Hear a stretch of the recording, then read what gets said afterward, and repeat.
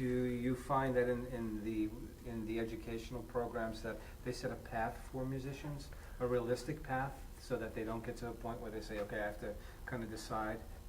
Right. I think they do. It depends. It depends, and I think it's super important for music educators, band directors, all the way to private teachers, to university professors and so on, professionals that teach lessons, to prescribe a path based on it's just like any other educational opportunity, right? You can get misled for one reason or another, but I try to tell my students and people that I work with that it's okay to do other things.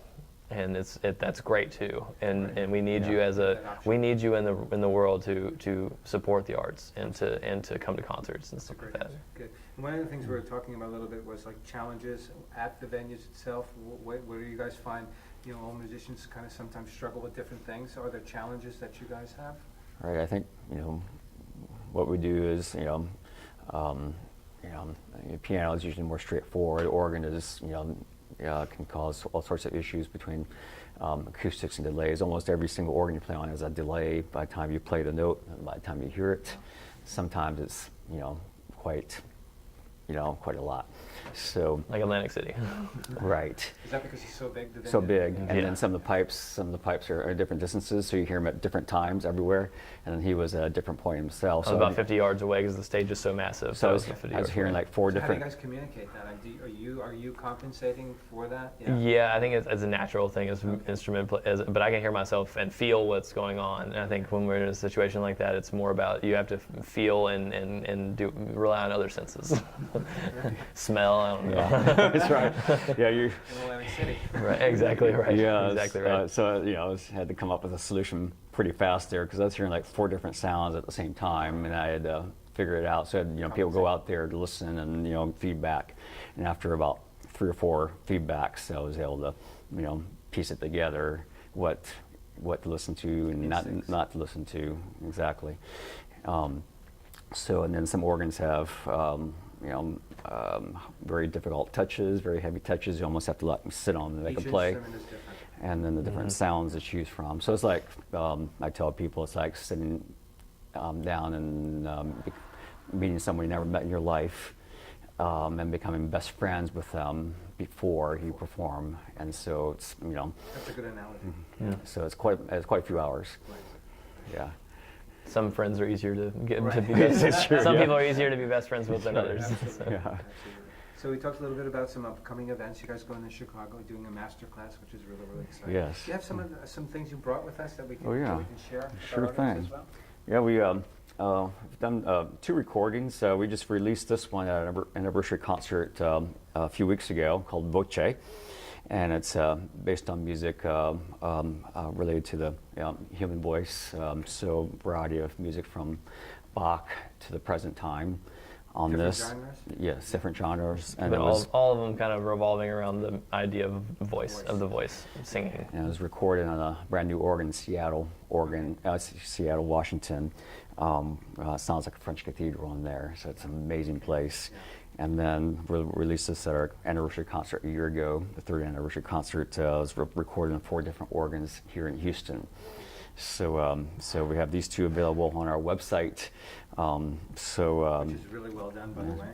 Thank you. And your social media. I mean, Instagram, your Facebook, and then of course your website, and then Right, YouTube is YouTube. phenomenal. Thank you. Thank you. It really is, and I know that's a whole other side of this It is. equation. Where it's hard to keep on top You of guys all are of that, pretty busy, to so say go the in least, waves. to say the least. Right. Is there anything else that, what kind of music do you guys listen to when you're not performing? What do you like? I don't know. I think a lot of people. You play so many different genres. Right, that's always the question. That's I mean, I don't know about you. I get asked that a lot. It was like people that aren't musicians. They want to know what musicians listen to, and I don't know. I kind of disappoint them with my answer. I feel like because I love listening to like hip hop and rap and R&B and then. So that was you like jamming on. Right. He's expanded my musical taste. But I think I'm a firm believer there's a good music is good music. So it's if it doesn't matter what genre. If you find there's good music and bad music in all types of music. So I love good music, whether it's Bach. I love Baroque music. I love any sort of like the jazz standards like we do. I love that music. I love You know, some of today's hip hop and R&B and country music is good. Like, yeah, I try to find good music wherever I go. Okay, So. very good. Yeah, and Stephen? Believe it or not, I don't listen to a ton of organ music in my car going around. But sometimes I do, and then it's just, you know, it just beams through my car speakers, and I have a tendency to speed when I do that. Because you listen to our CDs, yeah, right? yeah, Because it's so good. Right. There's such Right. good stuff in there.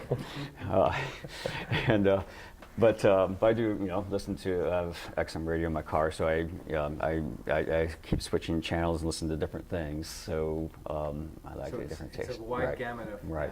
I think that kind of gives you a little bit of perspective of, like you said, there's all different types of music, Right. different times of day, different moods and things like that. Right, and I think people that sometimes musicians listen to if you just listen to a certain, even actually with anybody, if you just listen to one kind of music, it's kind of limiting. Right. You want to like expand your. I mean, at least I think so.